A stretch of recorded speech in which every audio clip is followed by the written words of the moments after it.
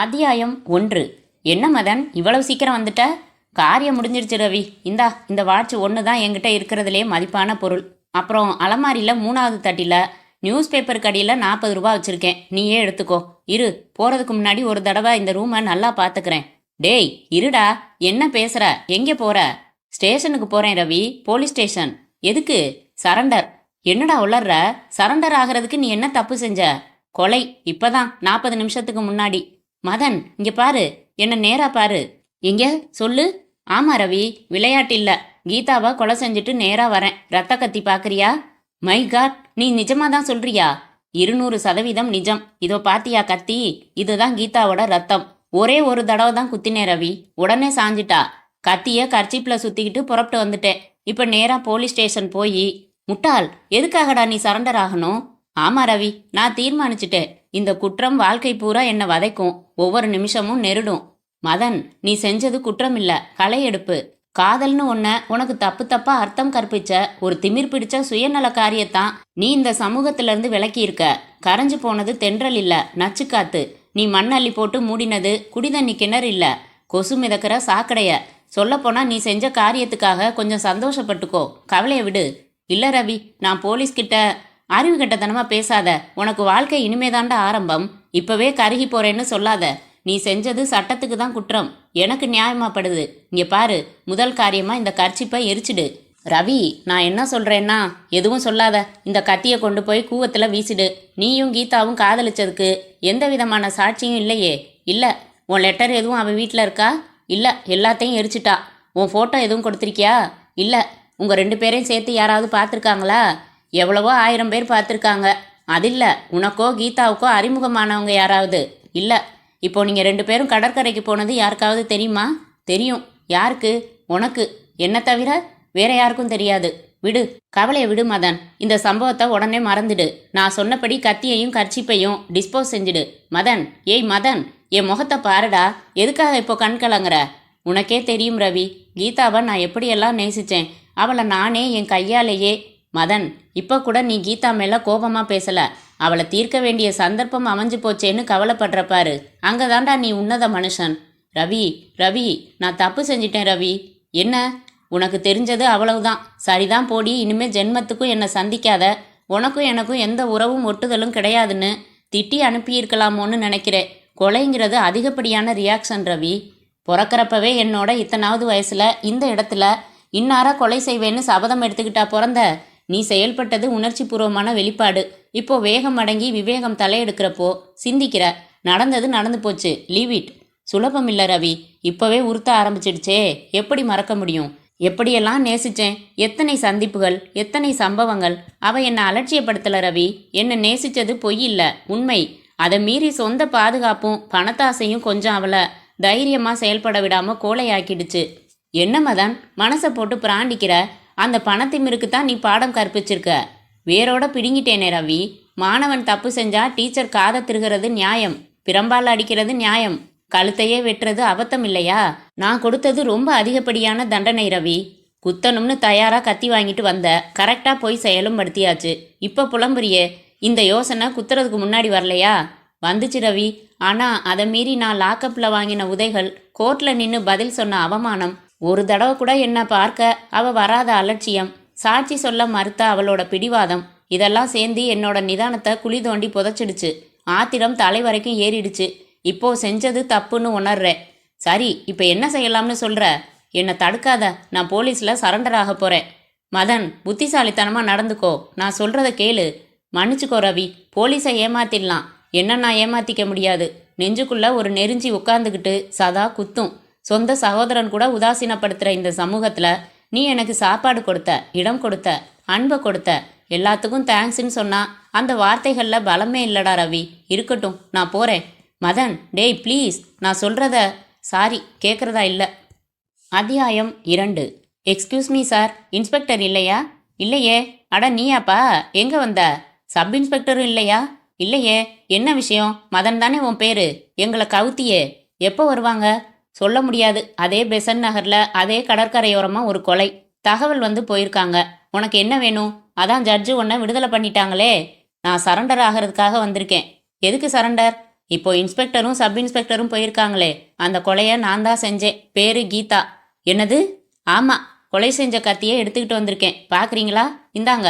அட இருப்பா, மேஜை மேலே அப்படி வை, உட்காரு பெஞ்சில். நிஜமாவா? அட பாவி, இப்போ நான் உடனே இன்ஃபார்ம் பண்ணணுமே. 704, இந்த ஆள் பக்கத்தில் வந்து நில்லு. பார்த்துக்கையா, ஓடிட போகிறான். ஓடுறவன் ஏன் சார் இங்கே வரேன்? என்ன இளவு சிக்கலோ புரியலையே. இரு வரேன். ஹலோ, கண்ட்ரோலுங்களா? நான் ஏட்டு கங்காதரன் பேசுகிறேன். எந்த ஸ்டேஷனா? ரயில்வே ஸ்டேஷன்ல இருந்தா ஏட்டு பேசுவான்? போலீஸ் ஸ்டேஷன் தான். ஏரியாவா? சாரிங்க, அடையாறு. பதட்டத்தில் எதுவுமே புரியலைங்க, கோச்சுக்காதீங்க. உங்ககிட்ட இருந்து செய்தி வந்து பெசன் நகர் கடற்கரைக்கு நம்ம இன்ஸ்பெக்டரும் எஸ்ஐயும் போயிருக்காங்க. அந்த கொலையை செஞ்ச ஆளு கத்தியோட இங்கே ஸ்டேஷன்ல சரண்டர் ஆயிருக்கான். இந்த செய்தியை உடனே வயர்லெஸ்ல நம்ம இன்ஸ்பெக்டர் கிட்ட சேர்த்துருங்க. சரிங்க, தேங்க்ஸுங்க, வச்சிட்றேன். ஏன்யா குத்தின? இன்ஸ்பெக்டர் வரட்டும் சொல்கிறேன். 3 நாள் லீவ் போடலாம்னு இருந்தேன், விட மாட்டீங்களே. உன்னை உள்ள தள்ளி கோர்ட்டில் கொடுக்கறதுக்கு கட்டை விரல் தேய பக்கம் பக்கமாக எழுதணும்யா. பொண்ணு யாரு? செட்டப்பா? இன்ஸ்பெக்டர் வரட்டும் சொல்கிறேன்.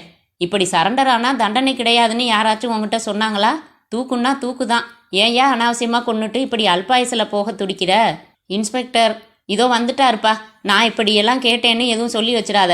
வயர்லெஸ் செய்தி கிடைக்கிறதுக்கு முன்னாடியே வந்துட்டாரு போல. சசிதரன், 2 கேஸ்லையும் நாம் பார்த்த ஒற்றுமையை முதல்ல பட்டியல் போடணும். அட, மதன் வந்திருக்காரு பாருங்க. என்ன தம்பி விசேஷம்? என்னையா கங்காதரன், மிரட்டிக்கிட்டு இருக்கியா? இல்லை சார், இப்போ நீங்கள் போயிட்டு வந்த கொலையை இவன் தான் செஞ்சதான். வாட்? ஆமாம் இன்ஸ்பெக்டர் சார், கொலை செஞ்ச ஆயுதத்தை மேஜை மேலே வச்சுருக்கேன். இந்த கொலையை நான் தான் செஞ்சேன், மனப்பூர்வமாக ஒத்துக்கிறேன். சட்டப்படி என் மேலே என்ன நடவடிக்கை எடுக்கணுமோ எடுங்க. சசிதரன், என்னையா அது? இப்போ தான் கதை ஆரம்பித்து உடனே கிளைமேக்ஸு. நீங்கள் நகருங்க சார். மதன், நிஜமாக தான் சொல்கிறியா? ஆமாம், என்ன சார் இது? முதல்ல நான் கொலை செய்யலன்னே பொய் சொல்கிறேன் நீங்கள். இப்போ நான் தான் செஞ்சேன்னு சொல்கிறேன், நம்ப மாட்டேங்கிறீங்க. யார் அந்த பொண்ணு? கீதா. உனக்கும் அவளுக்கும் என்ன தொடர்பு? அவளை நான் நேசித்தேன், பின்ன ஏன் கொன்ன? மரிய கீதா கேஸில் எனக்கு ஆதரவாக சாட்சி சொல்ல அவள் வரலங்கிற ஆத்திரத்தில் அவளை கொன்னுட்டேன். அட பாவி, ஆச்சரியப்படாதீங்க சசிதரன், சந்தோஷப்படுங்க. அதே கடற்கரையில் மறுபடி கொலைன்னதும் என்னடா இது ராவடின்னு ஆயிடுச்சு. நல்ல வேலை, பையன் நேராக யோக்கியமாக வந்துட்டான். சுத்தமாக விசாரிச்சிடுங்க. கத்தி எங்கே வாங்கினான்னு ஆரம்பித்து கேட்டு குறிங்க. ஸ்டேட்மெண்ட் தயார் பண்ணுங்க. கேஸை நாளைக்கே கோர்ட்டில் விட்டெறிஞ்சிடலாம். இந்த கத்தியை லேபுக்கு அனுப்பணும். கங்காதரன், சர்க்கரை கம்மியாக ஒரு காப்பி சொல்லு. அத்தியாயம் 3. 8 மணிக்கு மேலே எந்த கட்சிக்காரரையும் பார்க்க மாட்டாரே சார்? ரொம்ப அர்ஜென்ட்டான விஷயம், இல்லைன்னா வரமாட்டேன். வக்கீல் சாருக்கு என்ன நல்லா தெரியும். ரவின்னு சொல்லுங்க, மதனோட ஃப்ரெண்டுன்னு சொல்லுங்க. சோஃபாவில் உட்காருங்க, சொல்கிறேன். சரிங்க. இன்றைய தேசிய நிகழ்ச்சிகளில் முதலாவதாக கதக் நடனம். பங்கு பெறுபவர் சியாமலா நரசிம்மன். சார், உங்களை மாடிக்கு வர சொன்னாரு. தேங்க்ஸ், செருப்பை இங்கேயே போட்டுட்டு போகிறேன். வாப்பா ரவி, உட்காரு. என்ன இந்த நேரத்தில்? சார், என் ஃப்ரெண்டு மதன் மடத்தனமாக ஒரு காரியத்தை பண்ணிட்டான். பதறாத, நிதானமாக சொல்லு. என்ன செஞ்சான்? ஜெயிலிருந்து விடுதலையானதும் கீதாவுக்கு ஃபோன் செஞ்சு சாயங்காலம் சந்திக்க ஏற்பாடு செஞ்சுட்டு ஒரு கத்தியை வாங்கிட்டு ஏங்கிட்ட கூட மறைச்சிட்டு இப்போ 1 மணி நேரத்துக்கு முன்னாடி அதே கடற்கரையில் இருட்டில் மரிய கீதா கொலை செய்யப்பட்ட அதே மாதிரி கீதாவை கொலை செஞ்சுட்டான். அட பாவமே. கேளுங்க சார், என்கிட்ட வந்தான். கீதாவை கொன்னுட்டேன், போலீஸில் சரண்டர் ஆக போறேன்னு சொன்னான். கீதாவை இவன் காதலிச்சதுக்கு எந்த சாட்சியும் இல்லை, இப்போ கொன்னதுக்கும் எந்த சாட்சியும் இல்லை. அதனால நீ சரண்டர் ஆகாதன்னே. வெளியூருக்கு ரயில் ஏற்றி அனுப்பிட வேண்டியதுதானே? இல்லை சார், நான் எவ்வளவோ சொல்லியும் கேட்காம மனசு உறுத்தும்னு சொல்லி போலீஸ் ஸ்டேஷன் போயிட்டான் சார். முடிஞ்சது கதை. கொலை செஞ்சாச்சு, சரணடைஞ்சாச்சு. இப்போ எதுக்காக நீ என்ன தேடி வந்திருக்கன்னு புரியலையே. ஜாமீனில் எடுக்கணுமா? அவனே குற்றத்தை ஒப்புக்கிறப்போ அதுக்கு அவசியம் இல்லையேப்பா. இல்லை சார், ஜாமீன் எல்லாம் எடுக்க வேணாம், அவனை காப்பாத்துங்க சார். புரியலையேப்பா. திட்டம் போட்டு கொண்டிருக்கான் சார், நிச்சயமாக மரண தண்டனை தான் இல்லையா? அஃப்கோர்ஸ். கூடாது சார், அவன் சாகக்கூடாது சார். ரொம்ப உன்னதமான மனுஷன் சார். அவன் செஞ்சதில் தப்பே இல்லை சார். இந்த ராங்கிக்காரியை கொன்னது படு நியாயம் சார். அதுக்காக இவன் தன் உயிரையே பழி கொடுக்கறது அநியாயம். தெளிவா சொல்லுப்பா, நான் என்ன செய்யணும்? மதன் இந்த கொலையை செய்யலைன்னு வாதாடி அவன் உயிரை காப்பாற்றணும். அதுக்காக எவ்வளவு செலவானாலும் சரி, நான் தரேன். அதெல்லாம் சரி, இவனே வாலண்டியராக போய் சரண்டர் ஆகி தொலைச்சிருக்கானே. எவ்வளவு எடுத்து சொல்லியும் கேட்கல சார். ரொம்ப கஷ்டம்ப்பா.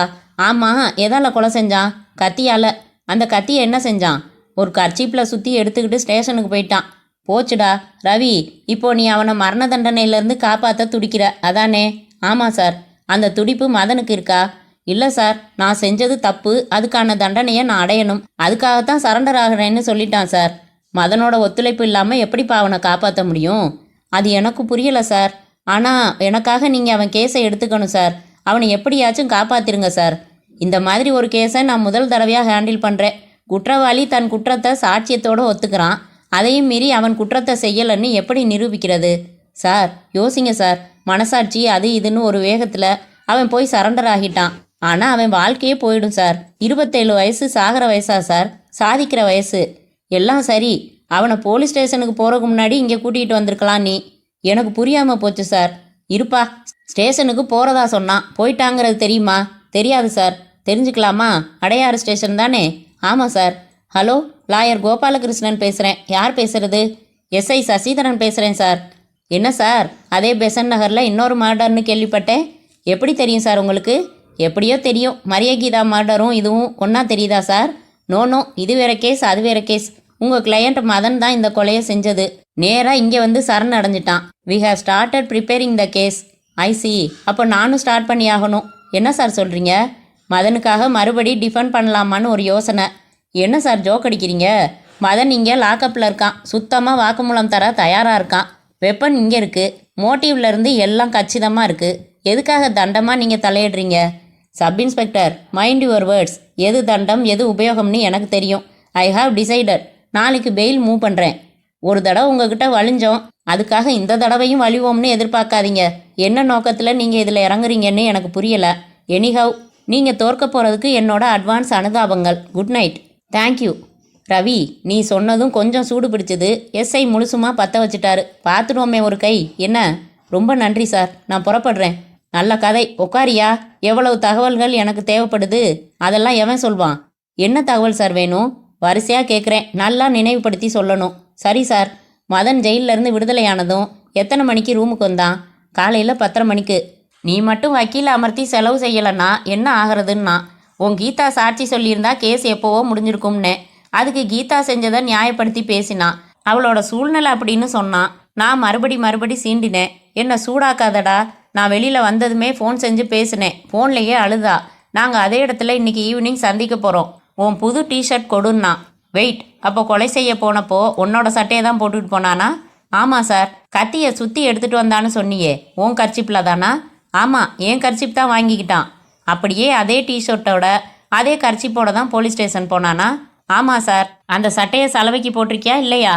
சட்டை கர்ச்சிப் ரெண்டுமே சலவையிலேருந்து வந்ததை தான் எடுத்து கொடுத்தேன். 2 லைன் சலவை குறி இருக்குமா? இருக்கும் சார். என்ன குறி? ஆர். Very good. அப்புறம் சொல்லு. சாயங்காலம் புறப்பட்டு போயிட்டான். இப்போ தான் வந்தான். எதில் போனான், எதில் வந்தான்?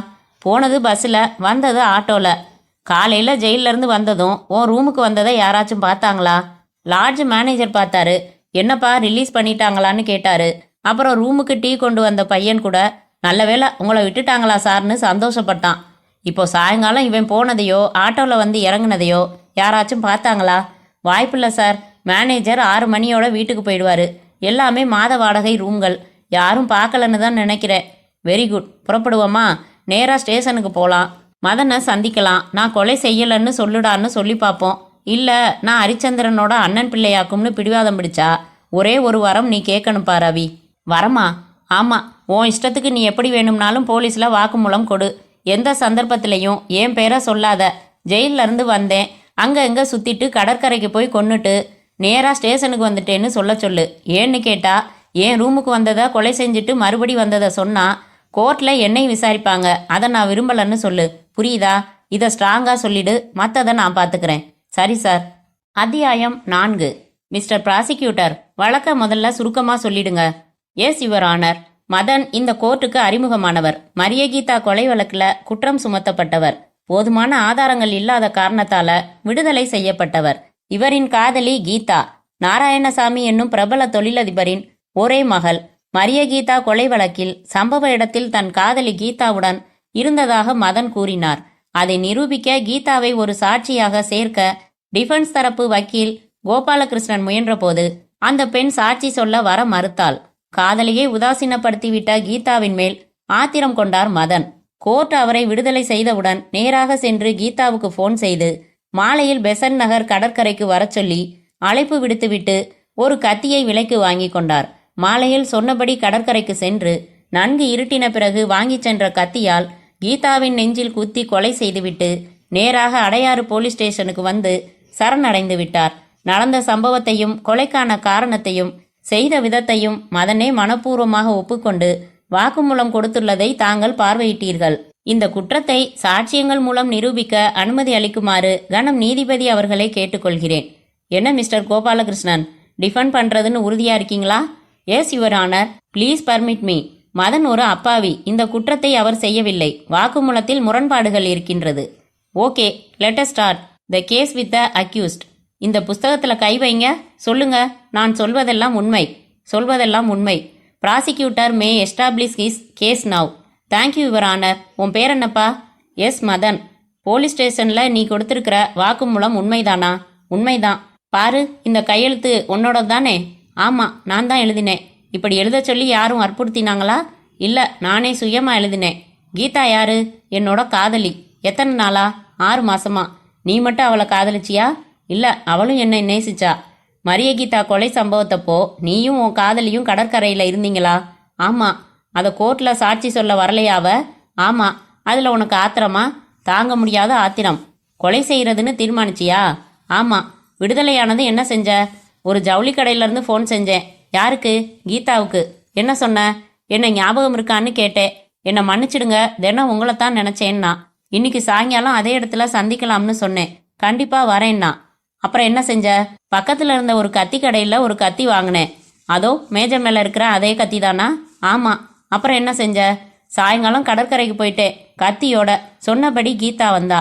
ஒதுக்குப்புறமா இருட்டா இருந்த இடத்துல பேசிக்கிட்டு இருந்தோம். அவளை பார்த்ததும் என் ஆத்திரம் அதிகமாயிடுச்சு.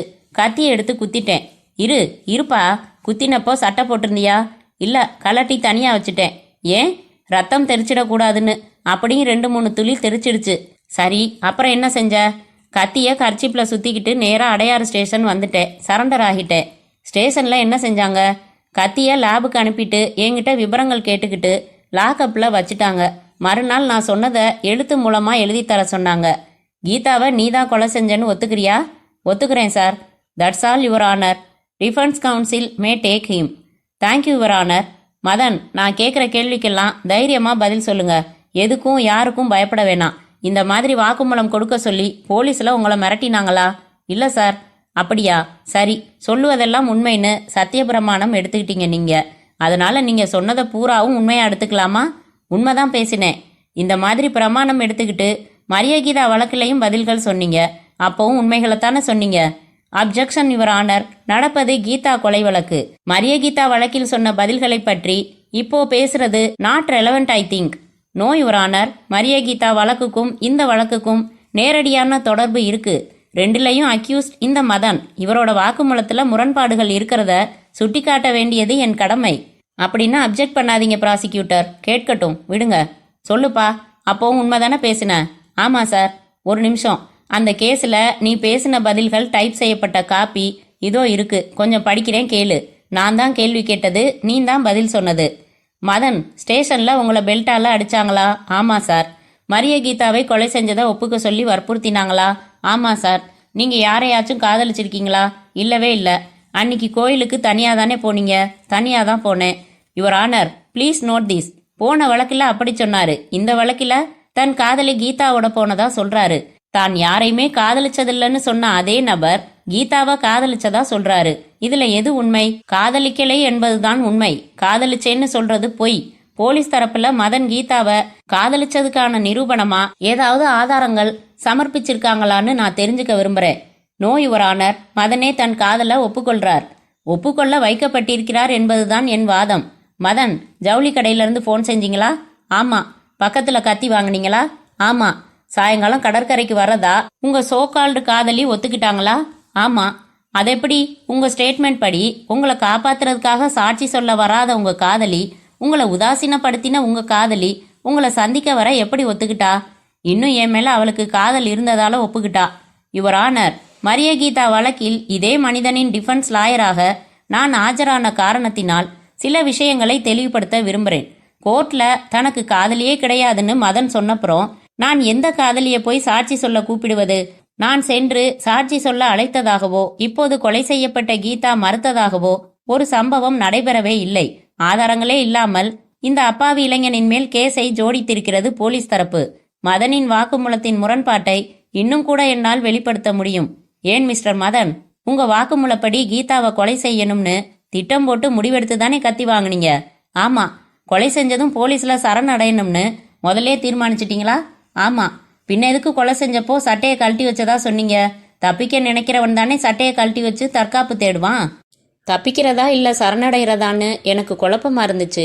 அதாவது உங்க வாக்குமூலத்துல உள்ள குழப்பம் மாதிரி. Gopalakrishnan, don't confuse him. என்ன சொல்ல வரீங்க? யுவர் ஆனர், இது போலீஸ் ஜோடித்துள்ள பொய் வழக்கு. மதன் குற்றம் செய்யாதவர், அப்பாவி. அவரை வலுக்கட்டாயமாக பயமுறுத்தி வாக்குமூலம் கொடுத்திருக்கிறார்கள். அதற்கு காரணம் மரிய கீதா வழக்கில் மதன் தப்பிவிட்டதே. இனி வரும் சாட்சியங்களிலும் போலீஸ் தரப்பு சொல்ல இருப்பதை கவனிக்க காத்திருக்கிறேன். அதன் பின்னர் டிஃபென்ஸ் தரப்பு சாட்சியின் மூலம் என் வாதத்திற்கு வலு சேர்க்கவும் தயாராய் இருக்கிறேன். That's all your honour.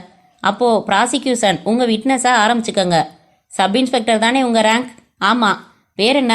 Sasitharan. Geetha கொலை செய்தி எப்படி வந்துச்சு? கண்ட்ரோல் ரூம்ல இருந்து வந்துச்சு. என்ன செஞ்சீங்க? ஸ்பாட்டுக்கு போய் பணத்தை ஜிஹெச்சுக்கு அனுப்பினேன். ஸ்டேஷனுக்கு திரும்பி வந்தா கொலை ஆயுதத்தோட மதன் இருந்தாரு. தான் கொலை செஞ்சதா சொல்லி சரணடைஞ்சாரு. உரிய நடவடிக்கை எடுக்க சொன்னாரு. என்ன செஞ்சீங்க? கத்தியையும் அவர் போட்டிருந்த சட்டையையும் லேபுக்கு அனுப்பினேன். விசாரிச்சேன். பூரா சொன்னாரு. என்ட்ரி போட்டு லாக்அப்ல வச்சேன். லேப்ல இருந்து கைரேகை பொருத்தம் இருக்குன்னு ரிப்போர்ட் வந்ததும் ரிட்டனா ஸ்டேட்மெண்ட் எழுதி வாங்கிக்கிட்டு ரிமாண்ட்ல வைக்க ஆர்டர் வாங்கினேன். விவரங்களை சேகரித்து கேஸ் ஃபைல் செஞ்சேன். தேங்க்யூ. கோபாலகிருஷ்ணன், வாங்க, வெத்தலை அப்புறம் போடலாம். சப் இன்ஸ்பெக்டர், கத்தியோட மதன் போட்டிருந்த சட்டையையும் கலட்ட சொல்லி லேபுக்கு அனுப்பினீங்களா? ஆமாம். ஏன்? அதில் 1-2 ரத்த துளிகள் இருந்துச்சு. கர்ச்சிப்பையும் அனுப்பினேன். எக்ஸிபிட் நம்பர் 9 and 10 தானே? அதோ அந்த சட்டை தானே? அந்த கர்ச்சிப் தானே? ஆமாம் சார். அது யாரோட சட்டை? மதனோடது. கர்ச்சிப் அதுவும் மதனோடது தான். இப்போ மதன் போட்டிருக்கிற கதர் சட்டை நாங்கள் வாங்கி கொடுத்தது. அவர்கிட்ட வேற சட்டை இல்லாததால. சப் இன்ஸ்பெக்டர், நீங்கள் லேபுக்கு அனுப்பின சட்டையும் கர்ச்சிப்பும் மதனோடது தாங்கிறதுல சந்தேகம் எதுவும் இல்லையே? இல்லை யுவர் ஆனர். அந்த கர்ச்சிப்பையும் சட்டையையும் நான் பார்க்க விரும்புகிறேன். பாருங்க, எடுத்து கொடுப்பா. யுவர் ஆனர், இந்த கர்ச்சிப் இந்த சட்டை ரெண்டுலையும் 6ன்னு சலவை குறி இருக்குதே. என்ன சப் இன்ஸ்பெக்டர், கவனிக்கலையா நீங்க? என்ன 6ஆ? பாருங்க, இது 6 தானே? கியூவுக்கு அப்புறம் வரும். எஸ்ஸுக்கு முன்னால வருமே, அதே 6 தான். மதன் சட்டைனா எம்முன்னு தானே இருக்கணும். Objection your honour. என் பேர் நல்ல சிவம், இனிஷியல் என். என் குடும்பத்தில் 6 உறுப்பினர்கள். எல்லா துணிகளையும் ஒன்றா எடுத்துட்டு போகிற சலவை தொழிலாளி. எல்லாத்துலேயும் என்னன்னு தான் போடுறான். என் பையன் பேர் துரை. அவன் சட்டையிலையும் என்னன்னு தான் இருக்கும். ரைட். நீங்கள் குடும்பத்தில் இருக்கீங்க. மதன் குடும்பத்தில் இல்லையே. ஜெயில் கஸ்டடியில் 1 மாதம் இருந்தவர். விடுதலையானதும் தன் பழைய சட்டையை கிளாத் ரூம்ல இருந்து வாங்கி போட்டுக்கிட்டு வந்திருக்கணும். அப்புறம் ஃபோன் செஞ்சாரு, கத்தி வாங்கினாரு, குத்தினாரு, கொலை செஞ்சாரு, சரணடைஞ்சாரு. சட்டையை பாருங்க, சலவை மடிப்பு கூட சரியா களையல. இது மதனோட சட்டை இல்ல. இந்த வழக்கு ஜோடனைக்காக போலீஸ் தரப்பு தயாரிச்ச பொய்யான சாட்சியம்தான் இந்த சட்டை. Objection your. இருங்க நல்ல சிவம், எடுத்ததுக்கெல்லாம் அப்ஜெக்ட் பண்ணாதீங்க.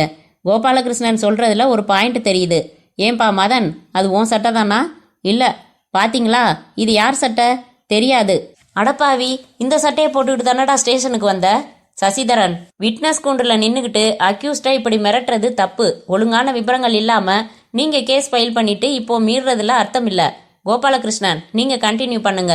இந்த விட்னஸுக்கு இவ்வளவு கேள்வி போதும் யுவர் ஆனர். நெக்ஸ்ட். இருங்க, டைம் தான் ஆச்சே, லஞ்ச் பிரேக் வச்சுக்கலாம் இத்தோட. அத்தியாயம் 5. கை கொடுங்க சார். ப்ராசிக்யூஷன் நிறுத்தின ஒவ்வொரு சாட்சியையும் நொறுக்கி தள்ளிட்டீங்க. ரவி, நம்ம வாதத்தோட அடிப்படையே அந்த சட்டை மாற்றம்தான். கண்டிப்பா உன் ரூமுக்கு வந்ததையோ அது உன் சட்டைங்கிறதையோ சொல்லக்கூடாதுன்னு நீ உறுதியா சொல்லிட்டியா? பாவம், மதன் கிடந்து தவிக்கிறான். சுத்த இடியட் சார். இந்த கொலையை நான் செய்யலன்னு ஒரே ஒரு வார்த்தை அவன் சொல்லிட்டா போதும். வேணாம், அவன் உண்மையே சொல்லட்டும். ஜவுளி கடைக்காரனும் கத்தி வித்தவனும் கிளீனாக சொல்லிட்டாங்க. ஃபோன் செஞ்சது உண்மை, கத்தி வாங்கினது உண்மை. ஆனால் கருப்பு கட்டம் போட்ட சட்டை தான் போட்டிருந்தான். இந்த சட்டை இல்லைன்னுட்டாங்க. அது போதாது, அவங்களுக்கு பிடிச்சுக்கிட்டீங்க. 100% உறுதியாக சொல்ல முடியாத இந்த 2 சாட்சிகளையும் கோர்ட்டு ஏற்றுக்க கூடாதுன்னு புரிஞ்சு தள்ளிட்டீங்க. ப்ராசிக்யூஷன் ஆடி போய் நிற்கிது ரவி. காலையில் டிஃபென்ஸ் தரப்பில் உன்னையும் உங்கள் லாட்ஜ் மேனேஜரையும் நிறுத்தினாலே போதும். அந்த காப்பி கொடுத்த பையன் கூட தேவையில்லைன்னு நினைக்கிறேன். ஆக நிச்சயமாக மதனை வெளியே கொண்டாந்துடுவீங்க. அதில் டவுட்டே வேணாம். பாருங்க சார், என்ன அநியாயம் இது. நல்லா தெரியும் மதன் தான் கொலை செஞ்சான். அதை அவனே ஒப்புக்கவும் செய்கிறான். ஆனாலும் அவனை காப்பாற்ற முடியுதுன்னா நம்ம சட்டங்கள் எவ்வளவு பலவீனமாயிருக்கு. சட்டத்துலேயும் நிறைய சல்லடை கண்கள் இருக்குது. ஆனால் இந்த கேஸை பொறுத்த வரைக்கும் நமக்கு சாதகமாக இருக்கிறது 3 விஷயங்கள். 1, மதன் கீதாவை காதலிச்சதுக்கு மெட்டீரியலாக எந்த எவிடன்ஸும் இல்லை. 2 கொலையை பார்த்த நேரடி சாட்சி இல்லை. 3 உன் பேரை குறிப்பிடலன்னு மதன் உனக்கு தந்த வாக்கு. இதில் 1 அடிபட்டிருந்தாலும் நாம் தொலைஞ்சோம். ஏன் சார் இந்த ரோட்டில் திரும்புறீங்க? இங்கே தான் நான் பெட்ரோல் போடுவேன். ரைட், அப்போ என்ன ரோடு முனையிலேயே இறக்கி விட்டுடுங்க, நான் ஆட்டோ பிடிச்சி போயிடுறேன். ரைட், காலையில் 8 மணிக்கெல்லாம் ஆஃபீஸுக்கு வந்துரு. அந்த மேனேஜரையும் அழைச்சிக்கிட்டு வந்துரு. 2 பேரையும் எப்படி கேட்டால் எப்படி சொல்லணும்னு தயார்படுத்தணும். அங்கேருந்து அப்படியே கோர்ட்டுக்கு போயிடலாம். சரி சார். அத்தியாயம் 6. யுவர் ஆனர், டிஃபென்ஸ் தரப்பில் முதல் சாட்சியாக மதனோட நண்பன் ரவியை விசாரிக்க விரும்புகிறேன். செய்யுங்க. ரவி ரவி ரவி, உங்கள் முழு பேரே ரவி தானா? ஆமாம் சார். இந்த கீதா கொலை வழக்கில் குற்றம் சுமத்தி இருக்கிற மதனை உங்களுக்கு தெரியுமா? நல்லா தெரியும். எப்படி தெரியும்? என்னோட நெருக்கமான நண்பன். என்னோட தான் என் ரூமில் தான் தங்கியிருந்தான். எத்தனை வருஷமா பழக்கம்? 4-5 வருஷமா. ரொம்ப நெருக்கமான நண்பர்களா நீங்கள்? ஆமாம். அந்தரங்கமான விஷயமெல்லாம் பேசுவீங்களா? ஆமாம், யாரும் எதையும் மறைச்சதில்ல.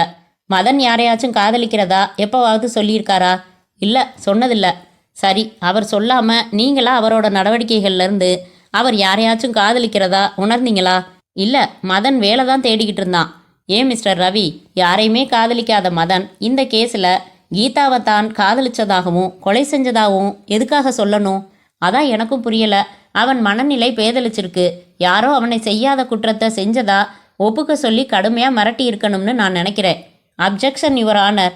சாட்சிகளிடமிருந்து பெற வேண்டியது பதில்களைத்தானே ஒழிய அபிப்பிராயங்களை அல்ல. ஆமாம் கோபாலகிருஷ்ணன், அந்த மாதிரி கேள்வியெல்லாம் வேணாம். Okay your honour. சம்பவம் நடந்ததா சொல்லப்படுற தினத்தில், அதாவது மதன் ஜெயிலிருந்து விடுதலையான அன்னிக்கு உங்களை சந்திச்சாரா? ஆமாம், அன்னைக்கு முழுக்க என் கூட தான் இருந்தான். விவரமாக சொல்லுங்க. எத்தனை மணிக்கு ரூமுக்கு வந்தான்? காலையில் 10:30 மணிக்கு. அப்போ என்ன சட்டை போட்டிருந்தான்? ஒரு நிமிஷம் யுவர் ஆனர். அந்த சட்டையை கோர்ட்டில் சமர்ப்பிக்க நான் ரவி கிட்ட இருந்து வாங்கினேன். இதோ இதுதான் அந்த கருப்பு கட்டம் போட்ட சட்டை. அதுதானா ரவி? ஆமாம் சார்.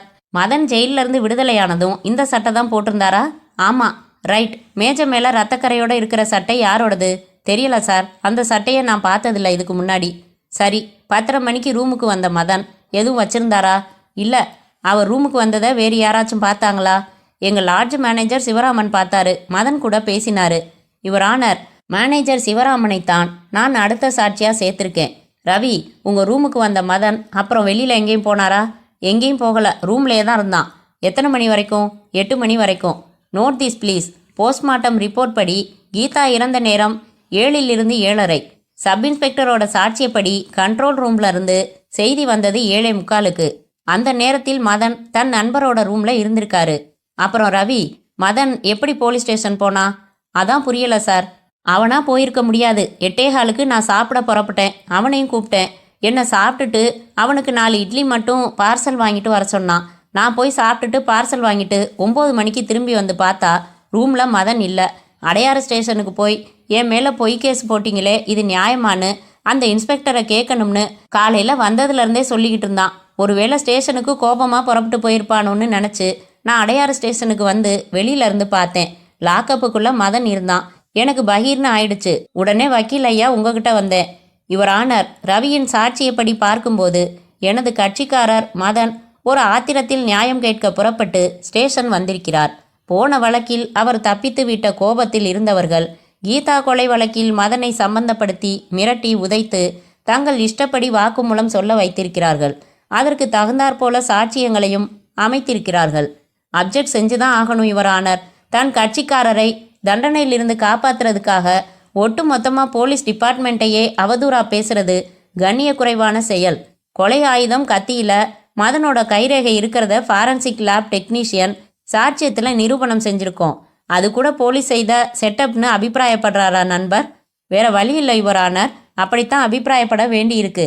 போலீஸ் டிபார்ட்மெண்ட்டை நான் தரைக்குறைவாக பேசலை. அவங்களோட சாதிக்கிற திறமைகளும் சாதனைகளும் எனக்கு தெரியும். அதே சமயம் சாமர்த்தியமாக பொய் வழக்குகளை ஜோடனை செய்கிறதுலையும் சாமர்த்தியசாலிகள்னும் தெரியும். இந்த வழக்கை பொறுத்த வரைக்கும் மதனோட வாக்குமூலத்தை தவிர வேற எந்த வகையிலையும் குற்றத்தை நிரூபிக்க ப்ராசிக்யூட்டர் முயற்சி எடுத்துக்கல. சாட்சியங்களை விசாரணைகளை பார்க்குறப்போ இது முழுக்க முழுக்க ஜோடிக்கப்பட்ட வழக்குன்னு நான் சந்தேகப்படுறதுல தப்பே இல்லை. கொலை ஆயுதம் கத்தியை ஸ்டேஷன்லேருந்து அனுப்பினதாக தான் லேப் டெக்னீஷியன் தன் சாட்சியத்தில் சொன்னார். கொலை நடந்த இடத்துலேருந்து கத்தி எப்படி ஸ்டேஷனுக்கு வந்தது? தடயங்களை சேகரித்து எடுத்துகிட்டு வந்திருக்காங்க. லேபுக்கு அனுப்புறதுக்கு முன்னாடி வாக்குமூலத்தை மிரட்டி எழுதி வாங்கின மாதிரி மிரட்டி கத்தி மேலே மதனோட கைரேகையை பதிவு செய்கிறது ஒன்றும் பெரிய விஷயம் இல்லை யுவர் ஆனர். கோபாலகிருஷ்ணன், ஏன் உணர்ச்சி வசப்படுறீங்க? நிதானமாக சொல்லுங்க, மேலே விசாரிங்க.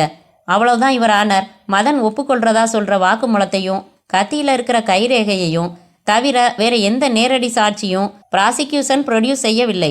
கொலைக்கான மோட்டிவ் கூட சரியாக எஸ்டாப்ளிஷ் செய்யப்படலை. மதனும் கீதாவும் காதலிச்சாங்கங்கிறதும் சட்டப்பூர்வமாக நிரூபணம் ஆகலை. மற்ற சாட்சிகள்லையும் வலுவில்லை. மதன் குற்றமற்றவர். மிரட்டலுக்கு பயந்து இங்கே குற்றம் செய்ததாக ஒப்புக்கொள்கிற அப்பாவியான அவரின் வாக்குமூலத்தின் முரண்பாடுகளையும் எடுத்து காட்டினேன். கொலை நடந்தபோது தன் நண்பர் அறையில் இருந்தார் என்பதையும் எஸ்டாப்ளிஷ் செய்துள்ளேன். அதையே அடுத்த சாட்சி மூலமாகவும் மறுபடி நிரூபிக்க இருக்கிறேன்.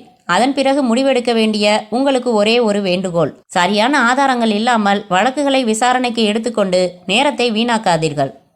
அத்தியாயம் 7. Yes, your order please. எனக்கு மாக்வெல் விஸ்கி ஒரு லார்ஜ். உனக்கு என்ன ரவி? எனக்கு கூல்ட்ரிங்க்ஸ் போதும் சார். மதன், உனக்கு என்ன வேணும்? எனக்கு எதுவும் வேணாம் சார். என்னையா நீ?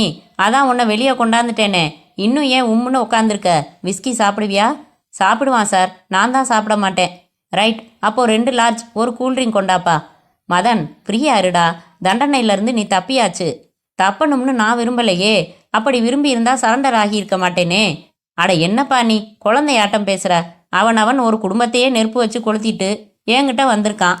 அவனுக்கெல்லாம் விடுதலை வாங்கி தந்திருக்கேன். நீ செஞ்சது உணர்ச்சி பூர்வமான கொலை, அதுவும் ஒரு மகானையா கொன்ன சுயநல காரியத்தானே. சுயநலம் ஒரு குறைபாடு சார். ஆனால் அவ என் காதலி சார். கத்தியால் குத்துற கடைசி வினாடி வரைக்கும் கூட என்ன காதலிச்சா சார். இப்படி குத்துவேன்னு எதிர்பார்த்திருப்பாளா? காதல் என் மேலே இல்லைன்னா அவள் வர வேண்டிய அவசியம் இல்லையே. என்னப்பா இது, இவ்வளவு ஃபீல் பண்ணுற? இவ்வளவு பேசுகிற நீ கொஞ்சம் செயலுக்கு முன்னாடி யோசிச்சிருக்க கூடாதா?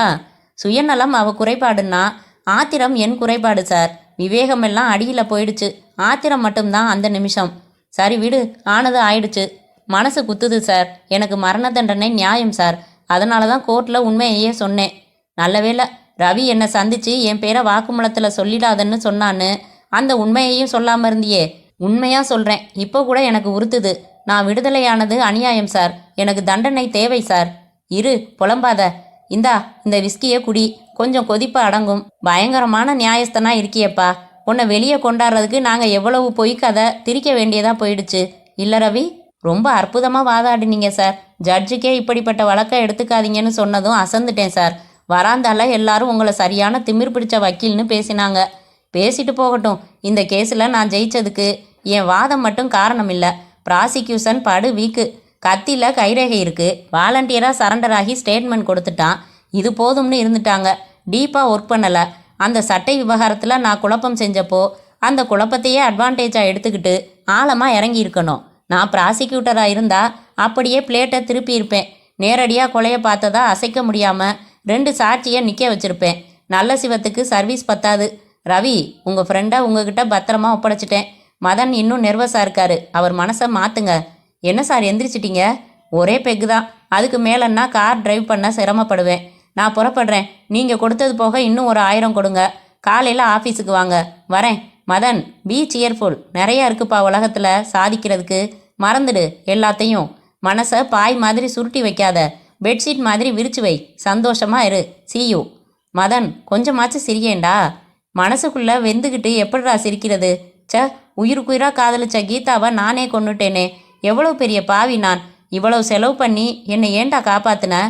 என்னடா அதையே சொல்லிக்கிட்டு இருக்க? சரியான தலைவலியாக போச்சுடா. எல்லா பிரச்சனைக்கும் மூல காரணம் மரிய கீதாவை கொலை செஞ்ச அந்த முகம் தெரியாத கொலைகாரன்தான்.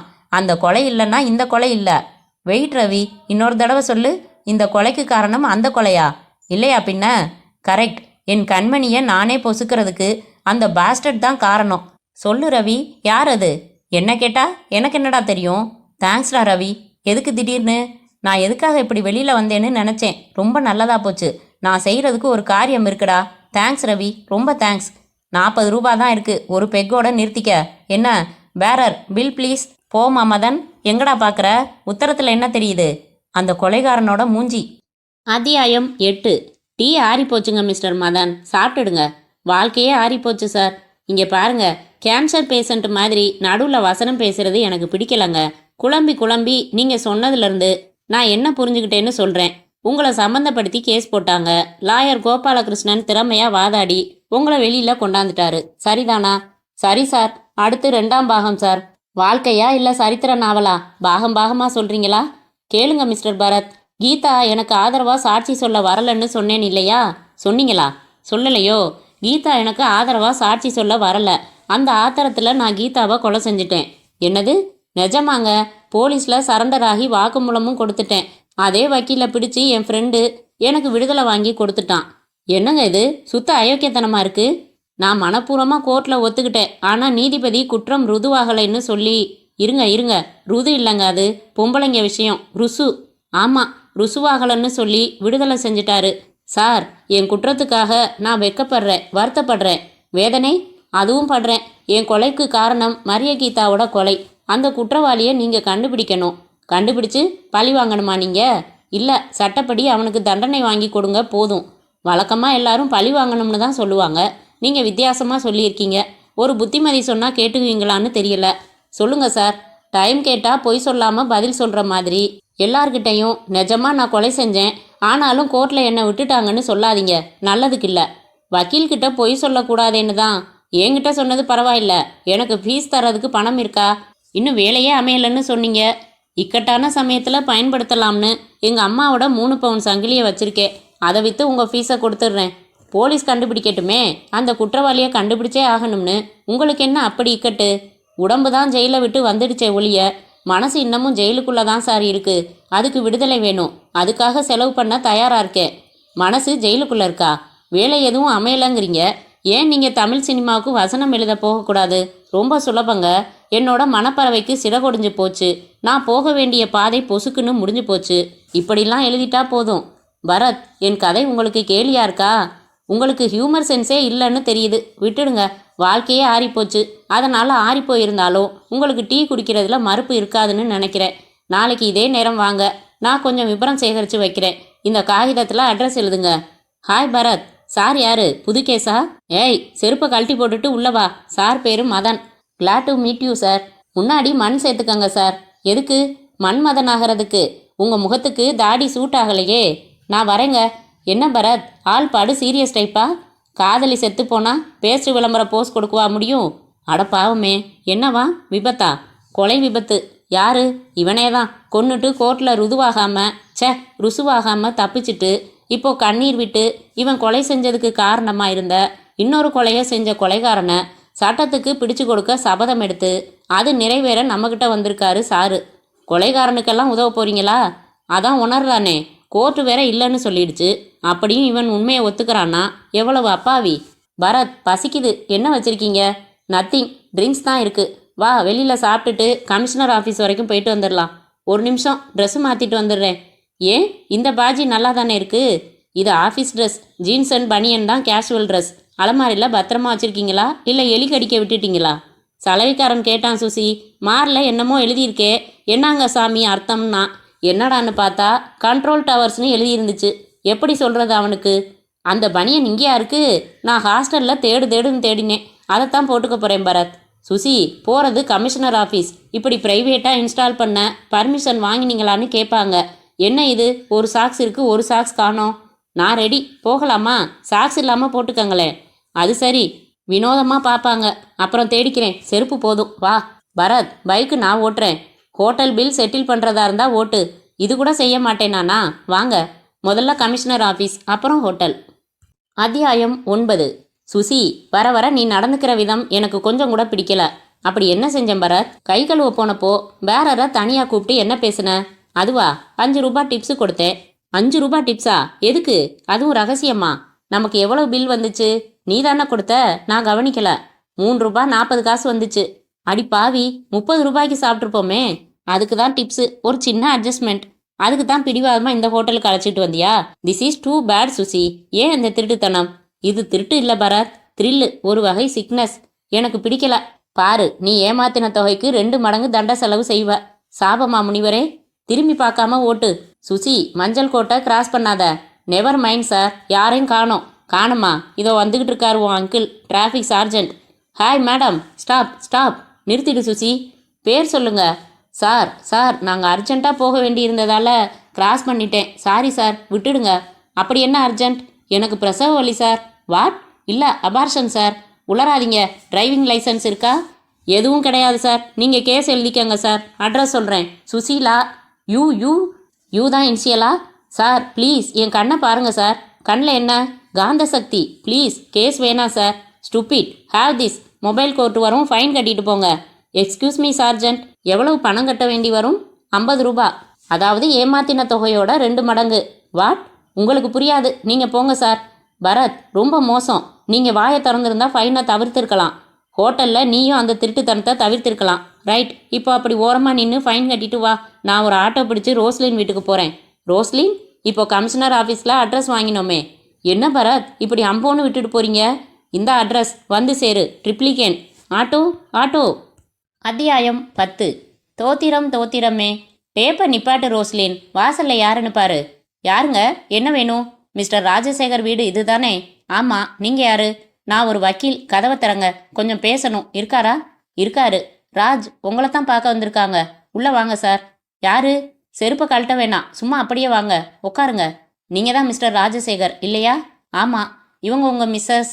ஆமாம். என் பேர் பரத். மரிய கீதாவை கொலை செஞ்ச நபரை போலீஸ் தன் வழிவகைகளில் கண்டுபிடிக்க முயற்சிகள் செய்துகிட்டு இருக்கு. தனிப்பட்ட முறையில் நானும் கொஞ்சம் முயற்சி பண்ணலாம்னு இருக்கேன். உங்கள் ஒத்துழைப்பு வேணும். ரோசி காப்பி கொண்டா. கொஞ்ச நேரம் போகட்டும் சார். இந்த வீட்டில் நீங்கள் 2 பேர் தானா? ஆமாம். எப்போ மேரேஜ் ஆச்சு? 6 வருஷம் ஆச்சு. குழந்தைங்க? கர்த்தர் அருள்றப்போ அருளட்டும்னு காத்திருக்கோம். மேடம், மரிய கீதா உங்கள் கூட பிறந்த தங்கையா?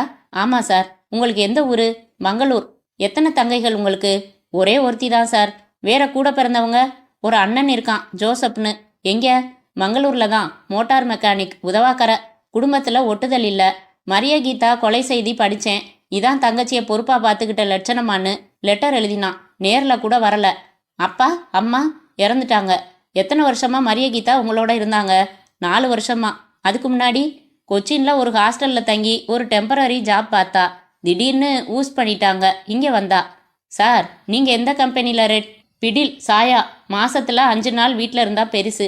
செய்தி வந்தப்போ நான் கும்பகோணத்தில் இருந்தேன். மரிய கீதா கொலை சம்மந்தப்பட்ட அத்தனை விவரங்களும் போலீஸ் டிபார்ட்மெண்ட்டை கேட்டு தெரிஞ்சுக்கிட்டு தான் வந்திருக்கேன். மதன்னு ஒருத்தர் மேலே போலீஸ் வழக்கு போட்டு தோத்து போனதும் தெரியும். மரிய கீதா யாரையோ நேசிச்சா, ஆனால் அது யாருன்னு விவரம் தெரியாதுன்னு கோர்ட்டில் சொல்லியிருக்கீங்க. போலீஸ் கணிப்புப்படி அந்த காதலன் தான் மரிய கீதாவுக்கு கர்ப்பம் கொடுத்தவன், கொலையும் செஞ்சவன். போலீஸ் உங்கள் 2 பேரையும் துருவி துருவி சேகரித்த விவரங்களை வச்சுக்கிட்டு மரிய கீதா எங்கெங்கே போனா, யாரோடெல்லாம் பழகினான்னு விசாரிச்சுக்கிட்டு இருக்காங்க. அதே முறையில் தான் நானும் விசாரணையில் இறங்கலாம்னு இருக்கேன். அவங்களுக்கு கிடைக்காத சில தகவல்கள் எனக்கு கிடைக்கலாம். அதே மாதிரி மரிய கீதாவோட ரூமை போலீஸ் துப்புரவாக பார்த்துருக்கோம். இருந்தாலும் நானும் ஒரு தடவை பார்க்க விரும்புகிறேன். உங்களுக்கு மறுப்பு இல்லையே? இல்லை சார். இன்னும் எத்தனை பேர் வேணும்னாலும் வாங்க, ஒத்துழைக்க தயாராக இருக்கோம். குற்றவாளி கிடைச்சா போதும். போலீஸ் பார்த்துட்டு போனபடியே இருக்கு. ரூமில் நாங்கள் அப்புறம் நுழையவும் இல்லை, எதையும் கலைக்கவும் இல்லை. வாங்க. இந்த பாசிமணி டிசைன் அவ செஞ்சு மாட்டினது தான் சார். ஜன்னல்களை திறந்து விடுங்க. என்னங்க ஒரே ரஜினிகாந்த் படமாக இருக்குது? ரஜினிகாந்த்னா அவளுக்கு வெறி சார். நாடகங்களில் நடிப்பாங்க இல்லை? அற்புதமாக நடிப்பா. எஸ்வி சேகர் ட்ரூப்பில் பர்மனண்ட் ஆர்டிஸ்டாக சேர்த்துக்கிறதா சொல்லியிருந்தாங்க சார். படிப்படியாக டிவி சீரியல் சினிமான்னு எங்கேயோ போயிருப்பா sir. Such a charming figure. Photo பார்த்துருக்கீங்களா? பார்த்தேன், பிணமாத்தான். இதோ பாருங்க, இதுதான் மரிய கீதா. 19 வயசு தான்னா நம்புவீங்களா? கஷ்டமாக தான் இருக்குது. இது என்னங்க ஆஸ்திரேலியா இருக்குது? எவ்வளவோ சொல்லி பார்த்தோம், அந்த ஒரு கெட்ட பழக்கத்தை மட்டும் நிறுத்த முடியல சார். ஆம்பளை மாதிரி குடிப்பா. ரோசி வாசலில் யாருன்னு பாரு. சில சமயம் கஞ்சாவும் குடிப்பா. ஐசி கேரக்டர் எப்படிங்க ராஜசேகர்? சும்மா சொல்லுங்க. நாடகத்தில் நடிக்கிறவ கொஞ்சம் சோசியல் டைப்பு வேற. ஆம்பளைங்களை தொட்டு பேசுவா. அதுக்காக கேரக்டர் மோசம்னு சொல்லிட முடியாது. டைரி எழுதுகிற பழக்கம் உண்டா? ம். ஒவ்வொரு டிராயர்லையும் மேக்கப் சாமான் தான் இருக்குது. மரிய கீதாவுக்கு தபால்கள் வருமா? ம், வந்ததில்லை. என்ன ரோசி? யாரு? சுசீலான்னு சொல்கிறாங்க. அவரை பார்க்கணுமா? உள்ளே வர சொல்லுங்க. நம்மால் தான். இது அட்டாச்சு பாத்தா? ஆமாம். ஒயிட் வாஷ் பண்ணி நாளாச்சு. என்ன சுசி, எவ்வளவு ஃபைன்? என் கூட பேசாதீங்க. ஓகே சுசி, இதான் மரிய கீதாவோட ரூம். லேடிஸ் ரூம் பற்றி ஒரு லேடி நுணுக்கமாக ஆராயலாம். பாரு ஏதாச்சும் கிடைக்குதான்னு. வாங்க ராஜசேகர், நாம் ஹாலுக்கு போய் பேசலாம். ரோசி 2 காப்பி போடு. இப்போ சாப்பிட்லாமா? சாப்பிடலாம். மரிய கீதா லவ் விவகாரம் உங்களுக்கும் தெரியாதா சார்? தெரிஞ்சிருந்தா போலீஸில் சொல்லியிருப்பேனே. ரோசி என்கிட்ட கூட சொல்லலை. மரிய கீதா பழகின ஆண்கள்னு மனோகர், கருணாகரன், சுபாஷ்னு 3 பேரை குறிப்பிட்டு போலீஸில் சொல்லியிருக்கீங்க.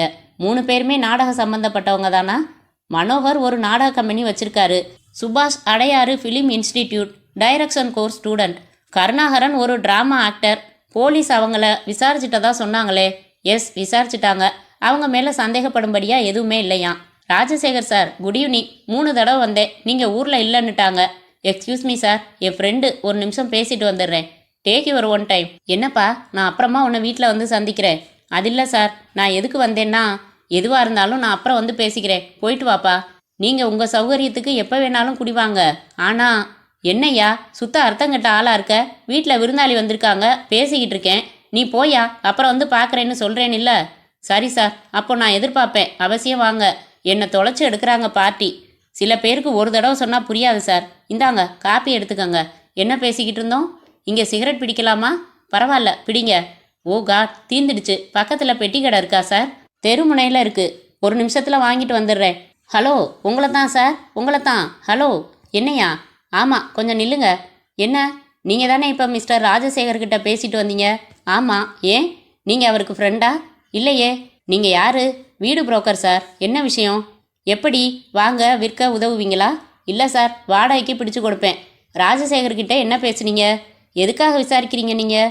நான் போலீஸ் டிபார்ட்மெண்ட். கேள்வி கேட்காம பதில் சொன்னால் தேவலை. அந்த ஆள் கொழுந்தியா கொலை விஷயமா விசாரிச்சுக்கிட்டு இருக்கீங்களா?